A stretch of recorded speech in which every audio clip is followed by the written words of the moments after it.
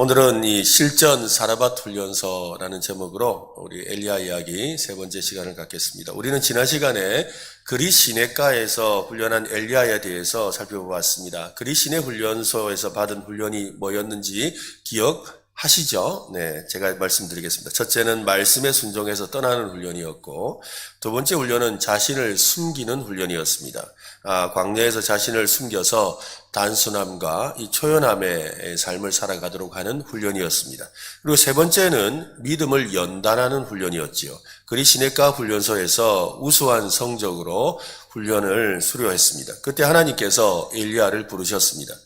그리 시내에서 새로운 훈련소로 이동하라는 겁니다. 마치 군대에서 그 논산훈련소에서 이 신병훈련을 받고 나면 후반기, 주특기 훈련을 받는 것처럼 후반기 훈련을 받는 것처럼 하나님께서 이 그리 시내가에서 훈련이 다 끝나자 이제 후반기 훈련을 다시 받도록 그를 새로운 곳으로 옮기게 하십니다. 그곳은 시돈에 있는 곳인데요. 시돈은 이스라엘 땅이 아닙니다. 이방 나라 땅입니다. 이방 나라 땅 시돈에 있는 사르밧이라는 동네로 가라 하셨습니다. 지금 있는 그리 시내에서 대략 한 160km나 떨어져 있는 이방 나라에 있는 마을입니다. 특히 이 시돈은 엘리야의 그 목을 찾으려고, 엘리야의 목을 따려고 혈안이 되어 있는 이세벨의 아버지 엘 바할이 왕으로 있는 지역입니다. 그리고 이세벨의 고향으로 보낸 거죠. 바알의 숭배지인 바로 그곳입니다. 등잔 밑이 어둡다는 말처럼 하나님은 이 엘리야를 전혀 엉뚱한 곳, 바로 그 바알의 그 우상의 핵심이 있는 그 본산지인 바로 그 코 밑에다가 딱 앉혀두신 거죠.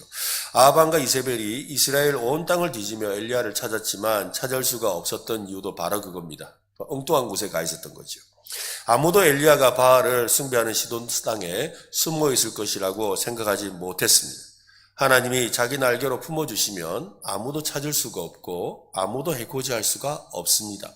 하나님께서 우리를 그렇게 날개 품에 품어주시기를 바랍니다. 네, 그러면 아무리 대적 원수가 사방에 둘러싸도 우리를 발견할 수가 없고 어떠한 공격도 받을 수가 없는 것이지요. 그것이 적진이냐 아니냐가 중요한 것이 아니라 하나님의 품이냐 하나님의 품이 아니냐가 더 중요합니다. 하나님은 본격적인 실전 훈련을 시키시는데요. 그리 시내가 마르자 이 엘리야에게 말씀하세요. 9절 말씀을 한 번 더 보십시오. 읽어보겠습니다. 너는 일어나 시돈에 속한 사르밧으로 가서 거기 머물라. 내가 그곳 과부에게 명령하여 내게 음식을 주게 하였느니라. 아주 비슷한 패턴으로 하나님이 다시 엘리야를 훈련하고 있죠. 하나님께서 그리 시내가로 가게 하신 것처럼 이번에는 사르밧으로 가라라고 그렇게 하고는 거기 가면 네가 음식을 먹게 될 것이다 라고 말씀합니다. 사르밧에서 특별히 과부의 가정에서 훈련을 시작하십니다. 이것은 실전 훈련이죠. 이제 사람들 대하면서 그 속에서 자신의 믿음을 시험하고 또 하나님을 의지하는 훈련을 구체적으로 받게 되는 겁니다. 말씀에 순종하는 훈련, 또 자신을 숨기는 훈련, 또 믿음을 연단하는 훈련. 지난주에 그리 시내까지 보았던 이 세 가지 훈련을 오늘 그대로 다시 봤습니다. 근데 이번에는 뭐예요? 실습. 지난번에는 연습이었고 이번에는 실제 실전에서 해보는 실습이라는 겁니다. 엘리야는 그리 시내에서 시냇물이 말라가는 것을 지켜보았습니다. 물이 있는 다른 곳을 찾아 자리를 옮길 수가 없었습니다. 하나님의 말씀과 인도가 있을 때까지 그는 기다리고 기다려야만 했습니다. 순종의 시작은 말씀을 기다리는 것에서부터 시작하는 겁니다. 해볼까요? 순종은 기다리는 것이다. 네, 참 중요한 거예요. 그죠? 말씀하셔야 순종할 수 있는 거죠. 말씀이 없는데 어떻게 순종하겠습니까? 그러니까 말씀하시길 기다려야 되는 거예요. 이게 참 어려운 거죠. 말씀하옵소서 주의 종이 듣겠나이다 라는 이 말은 진심으로 하나님의 분명한 말씀을 기다리겠다는 마음의 자세와 각오입니다. 진짜 기다림은 우리가 가진 일말의 기대까지 내려놓을 때 내려놓는 그런 참된 믿음에서 나오는 기다림이 되어야 합니다. 결국 우려하던 일이 벌어졌습니다. 시냇물이 완전히 말라버렸습니다. 우리 생각대로라면 하나님께서 시냇물이 마르기 전에 미리 뭐 갈 곳을 알려주셔야 되는 거죠. 그러니까 이때쯤 되면 말씀해 주셔야 되는데 이 물줄기가 이렇게 뭐 폭이 한 1m로 이렇게 흐르던 게 갑자기 한 반으로 져서 50cm 폭으로 지금 흘러요. 자기 마음에 생각을 하죠. 이게 한 30cm 될 때쯤 되면 하나님 말씀하시겠지. 그래서 나를 옮기라 하시겠지. 30cm가 되었어요. 그런데도 또 아무 말씀이 없죠. 그럼 이게 이상한데 이러면서 10cm 정도 이렇게 줄어들 때까지 기다려야 되나? 10cm 될 때는 말씀하셔야 되는데 이제는 더 이상 물 떠먹기도 힘든데 이거 어떻게 하면 좋지? 하는데 10cm가 되었어요. 근데 또 말씀하지 않는 거죠. 이러면 안 되는데 좀 지나면 이거 그냥 완전히 말라버리는데 그 전에 말씀하셔야 되는데 그러나 하나님은 계속 말씀이 없으셨다라는 거예요. 왜? 기다림을 훈련하고 계시는 거죠. 순종은 뭐라고요? 기다림에서부터 시작한다 했어요. 하나님의 말씀을 기다리는 것에서부터 시작했다는 거죠. 결국 시냇물이 완전히 말려버렸습니다. 우리의 생각도라면 하나님이 미리 말씀하셔야 되는데 그러지 않았다는 거죠. 하나님은 아무 조치도 취하지 않으셨습니다. 시냇물이 마르고 아무 소망도 없어 보이는 그때 엘리야에게 말씀하셨습니다. 모든 일의 시작은 가장 먼저 하나님의 말씀이 임해야 합니다. 무엇이든지 순종하려면 하나님의 말씀이 먼저 임해야 합니다. 하나님의 말씀을 듣는 것이 먼저입니다. 주님이 말씀하시기 전에는 결코 한 걸음도 나아가지 않겠다라는 각오, 자리를 뜨지 않겠다는 자세를 취해야 하는 겁니다. 우리도 마찬가지예요. 여러분 오늘 혹시 이 밤에 개인적인 기도 제목이 있고 또 간구하는 제목이 있어서 이 자리에 오셨다면 하나님 말씀해 주세요. 말씀 안 하면 안 갑니다. 이런 각오로 여러분 기도하시기를 바랍니다. 가다가 좀 지치면 가도 되는데 그래도 그런 각오로 기도해야 돼요. 그런 각오로. 그 정도의 각오는 있어야 되죠. 그러다가 밤을 한번 세워보기도 하고 그래야 진짜 하나님이 일하심을 보죠. 하나님 꼭 말씀해 주셔야 됩니다. 하나님 나는 하나님 말씀 반드시 들어야 합니다. 하나님 말씀이 있어야 순종할 거 아닙니까? 라고 말을 해야 한다는 것이지요. 그래서 그런 마음으로 기도할 때 하나님은 반드시 말씀해 주세요. 하나님은 따라합시다. 하나님은 말씀하시는 분이다. 그렇죠? 그러니까 말씀을 기다려야 되는 거예요. 순종은 그렇잖아요. 들은 말씀이 있어야 순종할 거 아닙니까? 들은 말씀이 있어야 순종하는 거예요. 그러니까 말씀이 있기를 기다려야 하는 겁니다. 그리고 기다려서 그 말씀을 들어야 하는 것이고 들어야 순종이 시작되는 것입니다. 그 말씀은 시돈 땅 사르밧이라는 동네에 가면 과부가 있다는 것입니다. 그 과부가 엘리야를 숨겨주고 먹여줄 것이라고 합니다. 하나님은 때로 우리의 상식을 뛰어넘는 일을 하십니다. 시돈 땅도 그렇고 사르밧이라는 동네도 그렇고 과부에게 가라는 것도 그렇습니다. 왜 하필 시돈 땅에 있는 과부일까요? 과부는 그때 당시에 가난한 사람의 상징입니다. 고아와 과부를 돌보라라고 할 때 고아와 과부는 자기 스스로 먹고 살 만한 힘이 없는 사람들을 말하는 거죠. 그러니까 자기 힘으로 살아갈 수 없는 사람의 집에 가서 그 사람의 도움을 받고 빌부터 살아라는 거죠. 그런 과부에게 빌부터 살아가라? 이게 무슨 말일까요? 사르밧이라는 이름의 뜻이 또한 아주 의미심장합니다. 사르밧이라는 뜻의 이름은 연단입니다. 연단, 단련, 연단. 그러니까 아마도 그곳에는 이 금속을 정련하는, 이 금속을 담금질하는 그런 대장간이나 용광로와 같은 시설이 있었던 것 같습니다. 그래서 그 동네 이름이 사르밧이었던 거죠.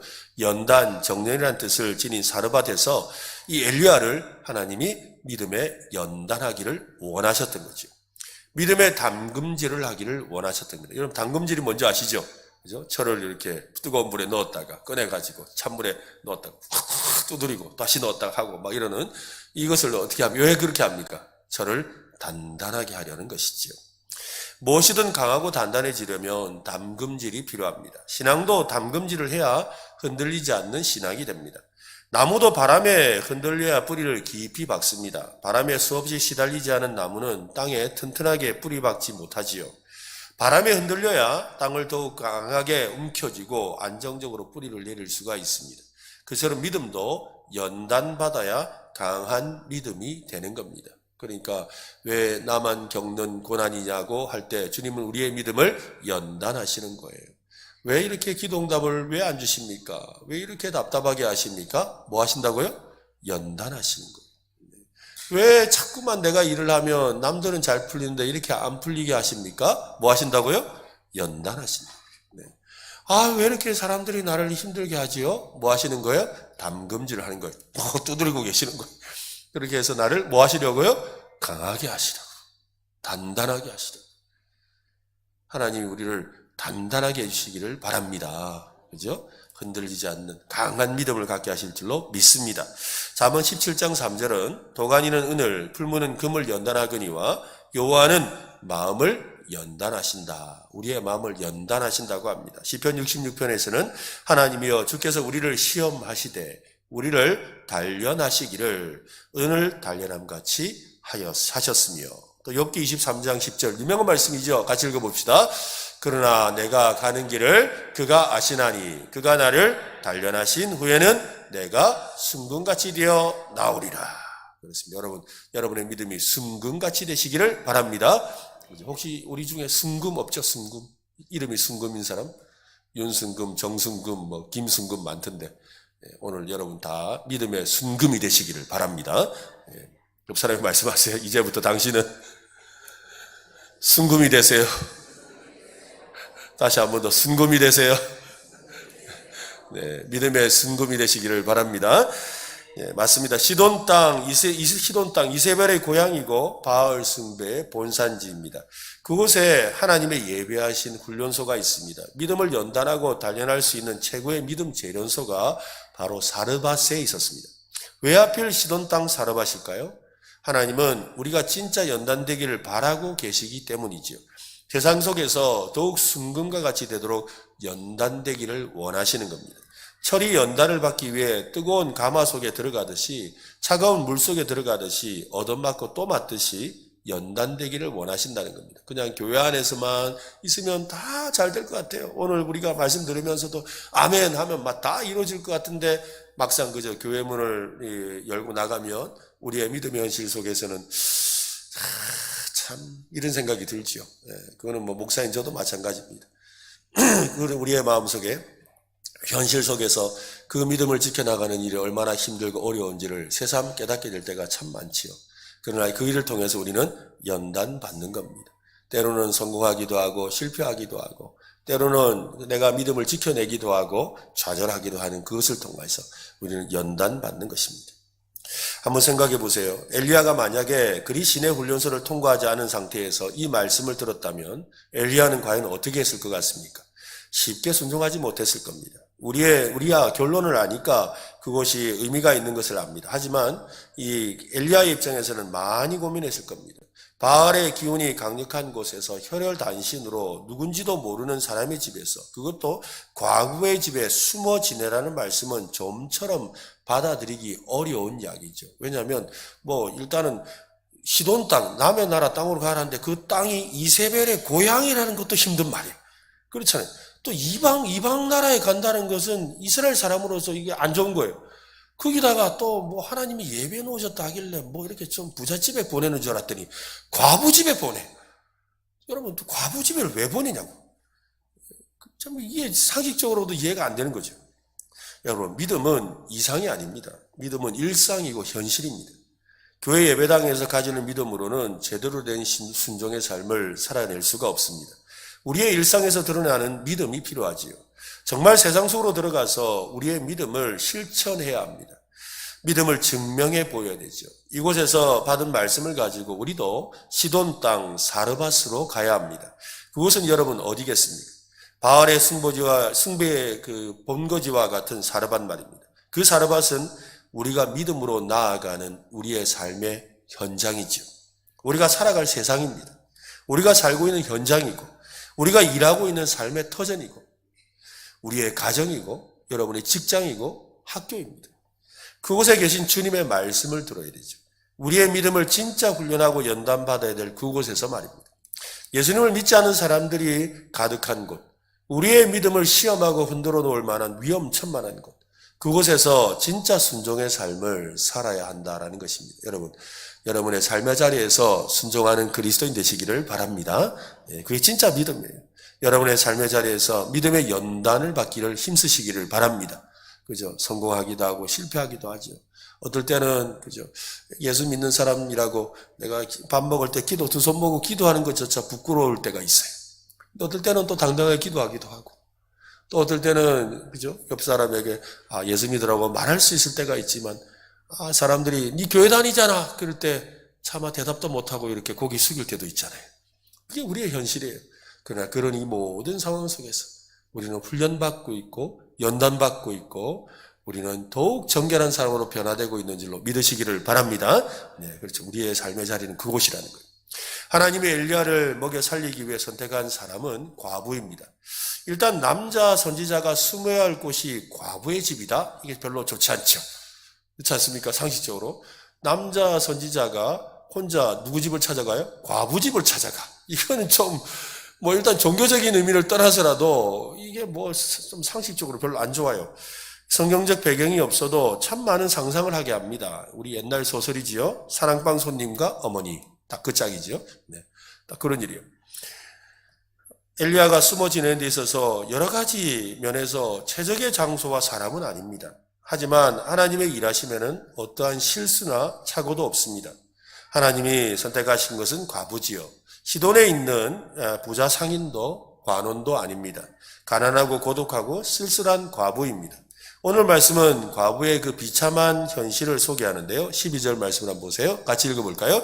그가 이르되 당신의 하나님 여호와께서 살아계심을 두고 맹세하노니 나는 떡이 없고 다만 통에 가루 한 움큼과 병에 기름 조금뿐이라. 내가 나뭇가지를 둘을 주워다가 나와 내 아들을 위하여 음식을 만들어 먹고 그 후에는 죽으리라. 여러분, 이 말을 딱 들었을 때 엘리야의 심정이 어떨까요? 여러분은 믿음이 좋으셔가지고 드디어 기적을 나더러 하라 하시는 거라 이렇게 생각하실런지 몰라도 저는 믿음이 별로 없어서 그런지 세상에 보내도 이런 데를 보낸단 말인가? 장난합니까 하나님? 이런 말이 나올 것 같아요. 솔직한 마음. 그렇지 않으세요? 아니 너 사르밧에 있는 과부의 집에 가라 했으니까 과부의 집에 갔더니 알고 보니 알부자더라 이래 돼야 되는 거잖아요. 알고 보니까 무슨 되게 재산이 많더라. 알고 보니까 이 사람이 과부라도 보통 과부가 아니더라. 이래야 되는데 사르밧에 있는 과부의 집에 가서 만나서 들어보니까 사정이 어떻다고요? 오늘 남아있는 그거 하나 먹고 엄마하고 아들이 죽겠다는 거잖아요. 그런 집을 보냈다는 거예요. 그 말을 들으면서 드디어 내가 기적을 행할 능력을 펼칠 때가 왔구나. 그렇게 생각하지는 않는다는 거죠. 여러분은 대단하시다니까요, 믿음이.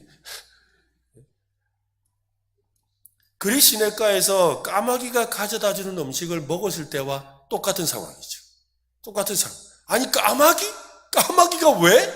근데 까마귀가 먹을 것을 줘요.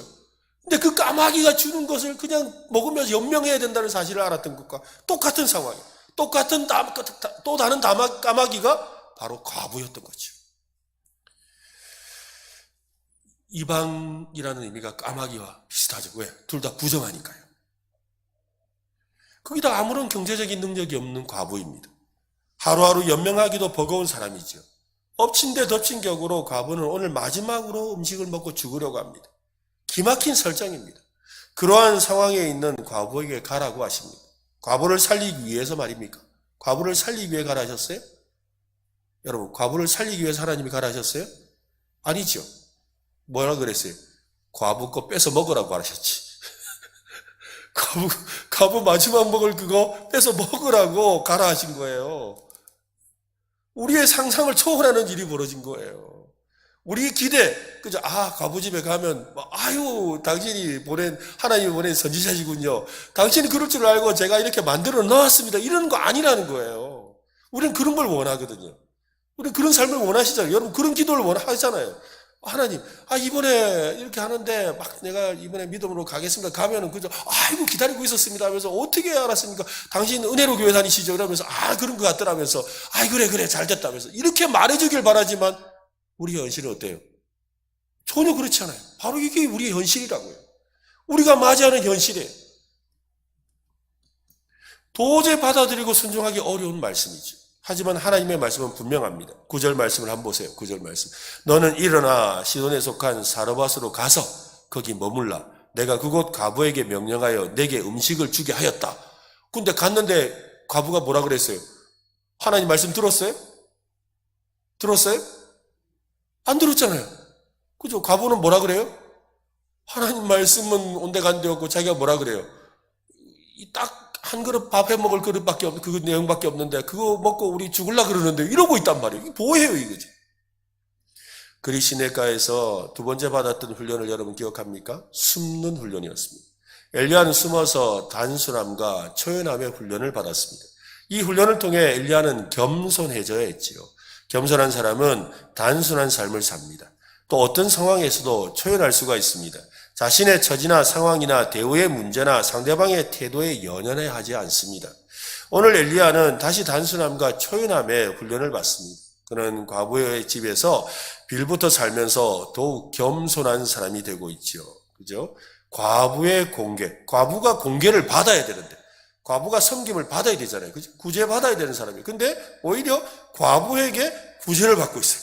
공개를 받고 도움을 받아야 되는 거죠. 누가 봐도 우스운 상황입니다. 과부를 도와주라고 하시든지 과부와 함께 일을 하며 먹고 지내라고 하시든지 하면 좋은데 과부가 주는 음식을 먹으며 지내라는 겁니다. 엘리야는 순종 시험을 통과한 사람입니다.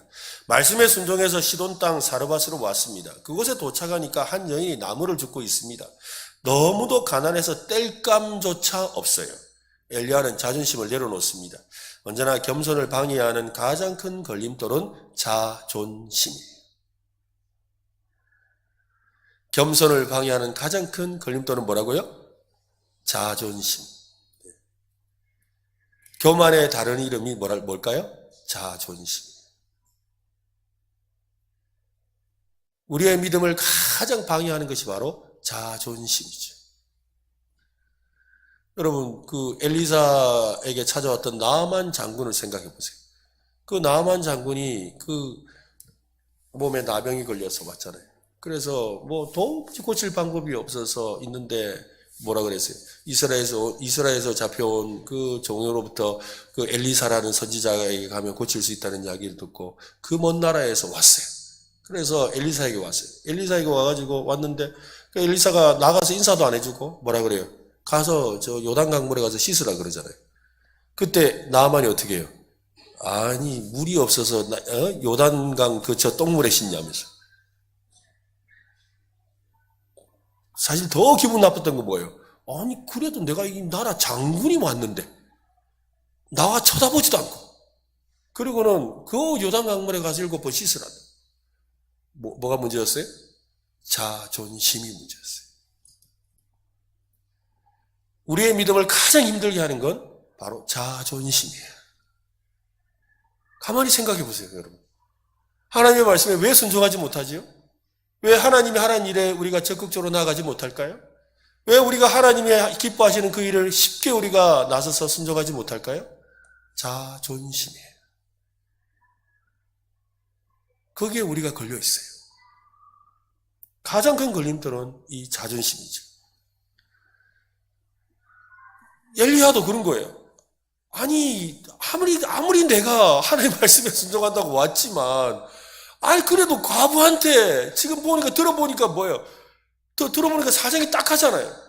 아니 자기 밥 한 그릇 먹고 아들하고 딸하고 죽겠다는데 근데 그 과부한테 지금 말하라는 거예요. 뭘 말해요? 네 먹고 죽으려는 그거 내주라. 그 말을 해야 돼요. 여인에게 그런 겸손하게 부탁을 합니다. 청컨대 그릇에 물을 조금 가져다가 내게 마실 수 있게 하시오. 이 말은 이 여인과 말을 시작하는 거죠. 여인은 낯선 사람의 요청을 받았습니다. 옷차림과 말투로 봐서는 시돈 사람이 아닙니다. 처음에는 물을 한 그릇 달라고 하더니 이제는 떡을 한 조각 가져오라고 합니다. 여인은 자신의 처지를 고백합니다. 자신은 과부고 아들이 하나 있다고 하지요. 그 아들과 함께 마지막으로 음식을 만들어 먹고 죽으려고 한다는 겁니다. 고백을 들은 엘리야의 반응을 보십시오. 13절 한번 보세요. 같이 읽읍시다. 엘리야가 그에게 이르되 두려워하지 말고 가서 네 말대로 하려니와 먼저 그것으로 나를 위하여 작은 떡 1개를 만들어 내게로 가져오고 그 후에 너와 내 아들을 위하여 만들라. 일단 음식을 만들 것을 명령하죠. 음식을 만들어서 먼저 자신에게 가져오라고 합니다. 그런 다음 여인과 아들이 먹으라고 하지요. 엘리야는 하나님이 말씀하신 과부가 바로 이 사람이라고 확신하고 있습니다. 그는 이 여인의 집에 머물러야 합니다. 그렇습니다. 하나님께서 우리를 숨기시는 이유는 바로 우리로 하여금 더욱 단순하고 초연한 삶을 살아가게 하려는 것입니다. 더욱 겸손하게 되고 이런저런 생각하지 않고 하나님만 의지하는 삶을 살게 하려는 것이지요. 저는 지금 말씀을 전하면서 몇 분의 성도님의 얼굴이 떠오릅니다. 그들은 이런 표정을 지었습니다. 실망하고 자존심 상해 있고 하찮게 여기는 그런 표정 말이죠. 참, 나더러 이거 하라고? 아이고 참, 진짜 하나님 너무하시네. 아니 나더러 이거 하라고? 아이고.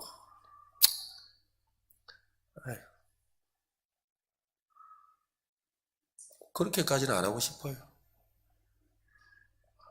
그렇게까지 믿어야 될까요? 아유, 안 할랍니다. 너무 리얼하게 표정했습니까? 네. 그런 분들을 만난 적이 있어요. 하나님의 말씀에 순종해서 오기는 왔는데 이건 아니라는 그런 표정이죠.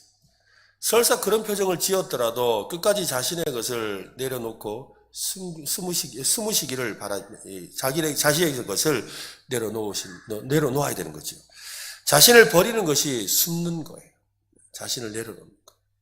그러니까 자기 자존심을 내려놓는 게 숨는 거라고. 여러분, 자존심이 왜 자존심은요, 나를 드러내는 마음이거든요. 그렇잖아요. 자존심이라는 건 나를 드러내는 마음이에요. 나의 존재감을 알리는 거예요.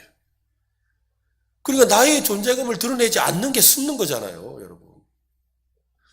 그러니까 숨으라고 하니까 뭐 어디 숨을 때 찾는데 그게 아니라 나를 드러내지 않는 것이 숨는 거예요. 아니, 사람이 나를 뭘로 보고? 보자 하니까 보자기로 보나? 가만히 있으니까 가마떼기로 보나? 이러면서 그 말이 아니에요, 여러분. 결국에는 숨으라는 말이 뭐예요?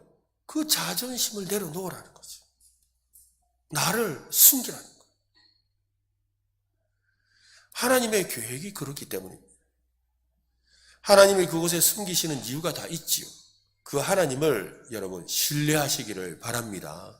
그죠? 우리를 때로는 숨기신다는 거예요.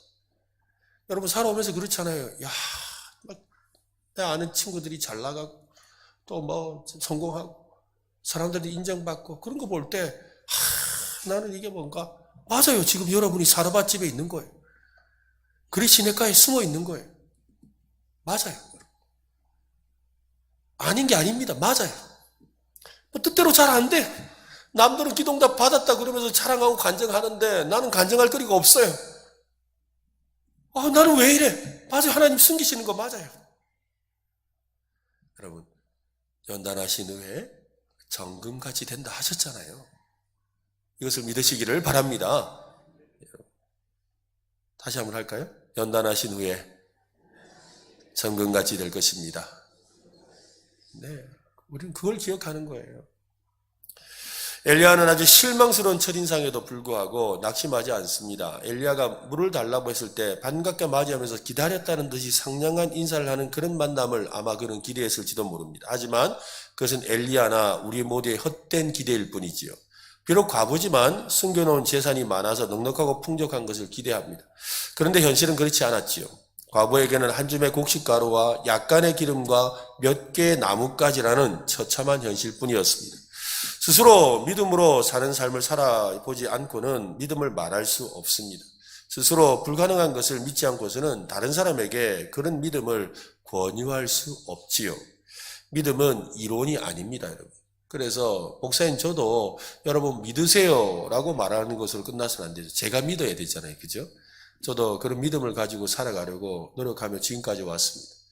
정말로 목회지를 구하는 기도를 하면서 저는 믿음이 좀 적었어요. 근데 저희 아내는 믿음이 굉장히 좋지요. 그래서 하나님의 뜻을 기다려보자. 하나님의 뜻을 기다려보자. 그리고 오늘 정말 하늘의 까마귀를 기다리고 또 하나님께서 예비하신 그런 곳이 어디인지 하나님이 예비하신 곳에서 정말 사르밧에 있는 것처럼 그렇게 지냈던 적도 있습니다. 사람들이 저 목사님은 왜 저러고 있나 그런데도 저는 꿋꿋하게 다른 친구 목사님, 이제 저와 같이 있는 목사님들은 다 단임 목회를 나가는데 저는 아무도 안 부르더라고요.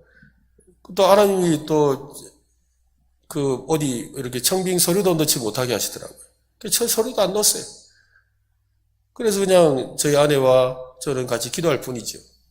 근데 기도하는데 여러분 숨어서 기도하지 않고요. 매일 새벽기도 나와서 기도했어요. 근데 사람들이 다 보죠. 저 목사님은 왜 아직도 저기 앉아있냐고. 그게 사르하시더라고요. 나를 숨기게 하시는 거예요. 산기도 가서 숨기는 게 아니라 그 많은 사람들 사이에서 뭐예요? 나를 겸손하게 하시고 낮아지게 하시고 그죠? 나는 아무것도 아닌 사람이 되게 하시는 거예요. 그래서 오직 하나님만 의지하게 하시더라고요. 그래서 더 믿음이 강하게 하시더라고요.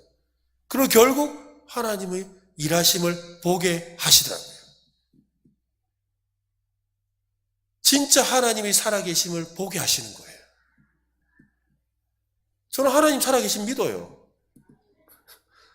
하나님이 제 속에 역사하시는 걸 믿어요. 하나님은 반드시 저에게 말씀하시는 걸 믿어요. 그래서 남들이 뭘 하냐가 중요하지 않아요. 남들이 나를 어떻게 보느냐가 중요하지 않아요. 하나님이 나를 어떻게 보시냐가 더 중요해요. 왜냐하면 하나님은 반드시 말씀하시니까요.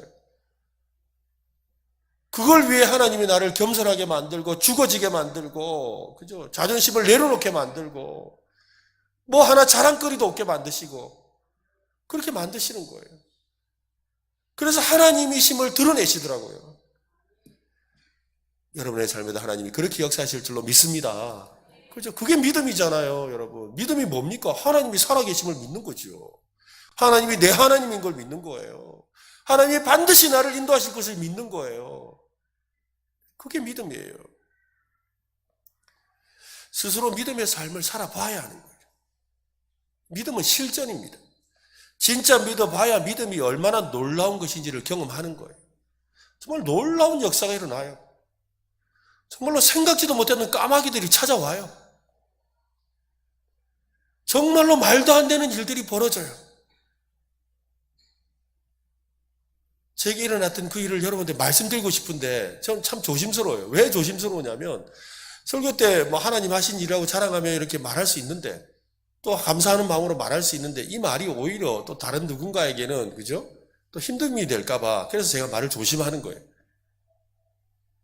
그러나 분명히 말할 수 있는 건 하나님이 저를 여기까지 인도하시는 건 하나님이셨다라는 거예요. 하나님이 하신 일이에요. 그거는 변하잖아요. 분명해요. 이야기를 듣고 설교를 듣고 책을 읽어도 믿지 않으면 아무 소용이 없습니다. 엘리야는 자신의 믿음을 이제 시험합니다. 14절 말씀을 한번 보세요. 이스라엘의 하나님 여호와의 말씀이 나 여호와가 비를 지면에 내리는 날까지 그 통에 가루가 떨어지지 아니하고 그 병에 기름이 없어지지 아니하리라 하셨느니라.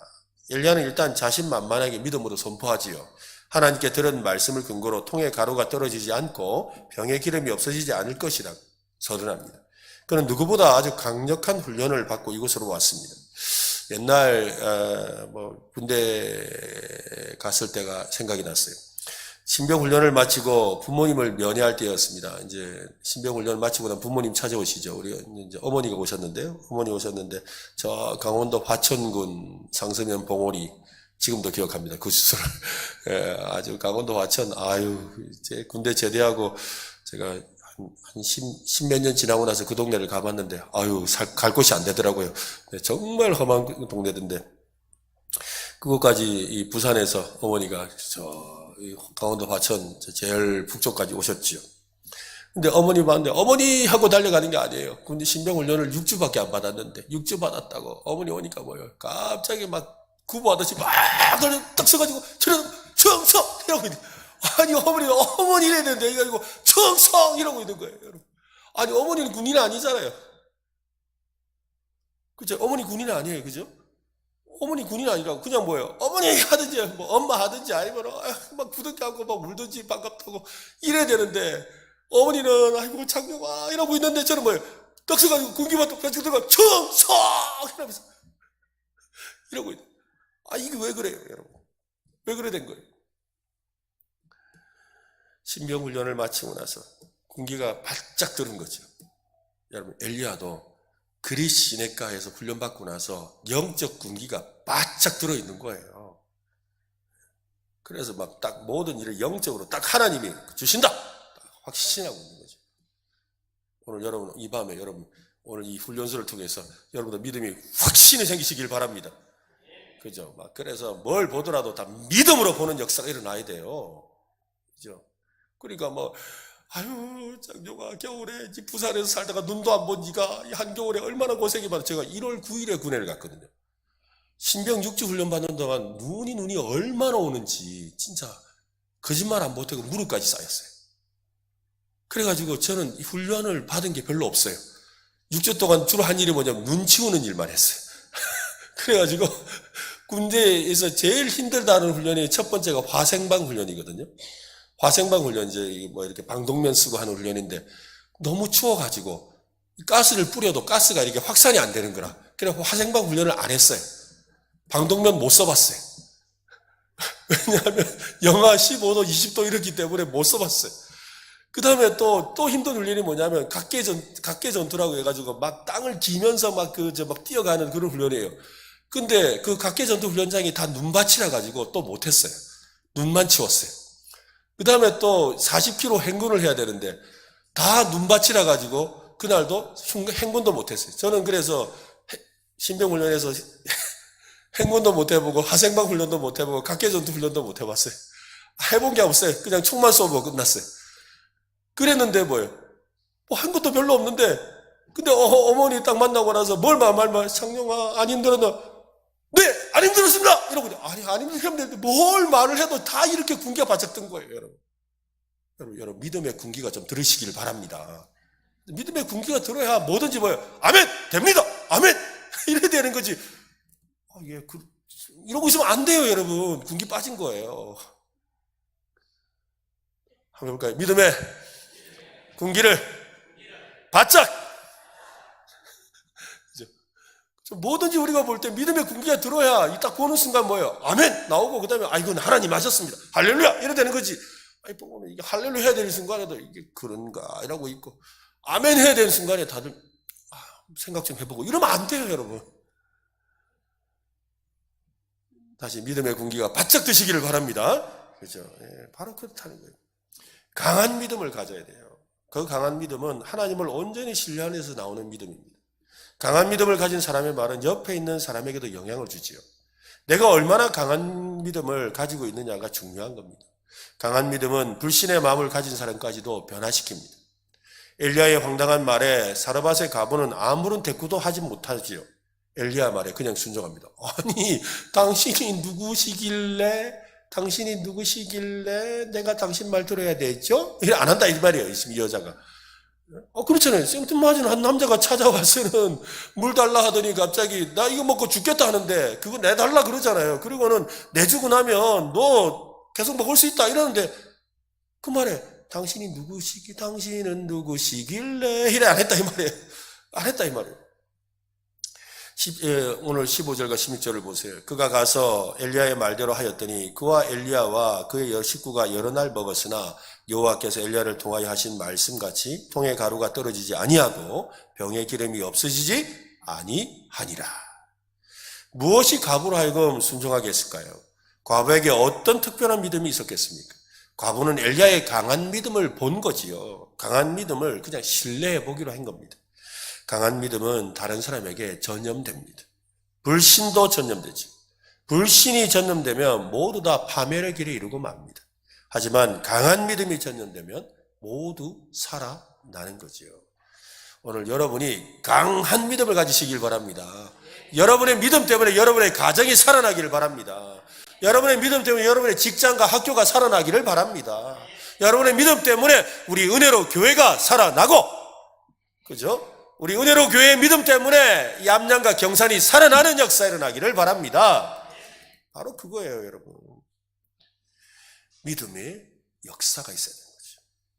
어떤 믿음 좋은 권사님 이야기가 있습니다. 그에게는 딸이 둘이나 있습니다. 근데 딸 하나는 일찌감치 세상을 떠나서 하늘나라로 갔고 둘째 딸은 미국에 살고 있습니다. 권사님은 이 둘째 딸을 만나보려고 잠시 미국으로 여행을 가기로 했습니다. 그래서 비행기를 타고 가고 있는데 가면서 긴 여행이니까 성경을 읽고 또 하나님께 기도를 드렸지요. 그리고 난 뒤에 비행기에서 무료한 시간을 달리기 위해서 이 뜨개질을 하고 계셨어요. 긴 시간이니까 뜨개질을 하며 이렇게 비행기를 타고 가는데, 근데 한참을 가다가 비행기가 이 이상기류를 만나가 심하게 요동을 치는 거예요. 그래서 비행기가 장시간 동안 흔들리니까 기내에 있는 승객들이 막 난리가 났어요. 그래서 비명을 지르고 막 아비규환처럼 그렇게 변해버렸죠. 근데 이 권사님은 그런 와중에도 아주 침착한 거예요. 비행기가 너무 흔들리니까 이게 뜨개질이 잘 안 되죠. 그래가지고 이제 포기하고는 그걸 가방에 넣고는 가방에 있던 성경책을 꺼내서 무릎에 딱 폈습니다. 그러고는 손을 올리고는 기도하기 시작하는 거예요. 가만히 기도하는데, 하나님께 기도하는데, 어느 시간이 되니까 비행기가 이제 안정을 되찾았죠. 그때 옆에 있는 승객이 권사님에게 말합니다. 아니, 아주머니, 어떻게 그토록 이 위태한 상황에서 침착하고 태어날 수가 있습니까? 라고 물었어요. 그때 이 권사님이 웃으면서 말을 합니다. 예, 저에게는 딸이 둘이나 있습니다. 큰 딸은 지금 천국에서 살고 있고요. 둘째 딸은 미국에서 살고 있습니다. 만약 이 비행기가 잘못해서 추락한다면 저는 천국에 살고 있는 큰 딸을 만나게 될 겁니다.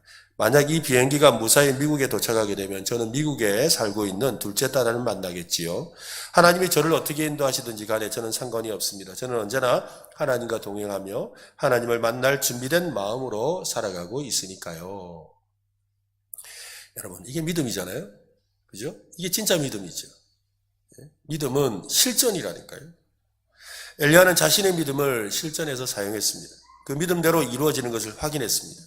우리도 실전에서 사용할 수 있는 믿음이 있어야 합니다. 믿음은 사용하지 않으면 아무 소용이 없습니다.